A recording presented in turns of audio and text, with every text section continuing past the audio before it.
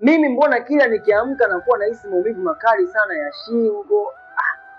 Hili tatizo gani? Na wakati mwingine kama nitameza dawa, nikimaanisha diclofenac, au nikimeza headache, au nikimeza panado, changamoto yangu mimi inapotea kabisa. Lakini kwa nini hii inakuwa ya kujirudia mara kwa mara?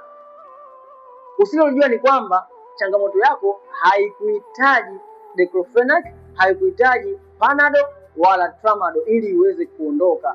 Ila changamoto yako ilihitaji godoro zuri ambalo linaweza kusapoti uti wako wa mgongo pamoja na misuli yako ili changamoto yako isiweze kujirudia. Lakini pia changamoto yako inahitaji mtindo muhimu wa vyakula pamoja na supplement zilizokuwa sahihi ili changamoto yako iweze kuondokana kutoka hapo kwenye chanzo. Ubaya ni kwamba watu wengi wanaopitia changamoto za maumivu makali sana ya mifupa wako busy sana kutumia hizi dawa za painkillers bila matarajio yoyote. Yaani wao hawaoni nafuu yoyote, lakini bado wanapambana na kumeza painkillers wakiamini kuwa ipo siku watakuja kupona changamoto zao. Na ndipo hapa sasa tunapata wagonjwa wengi ambao wamefikia stage 4 na wanabidi kufanyiwa upasuaji. Hata yeye pia inaweza kukukuta. Unaweza kuchukua mawasiliano yangu Bayo ili niweze kukusaidia. Share video hii watu wawili tu ambao ungependa kubadilisha maisha yao kupitia hii clip ndogo na ikaweza kuwasaidia.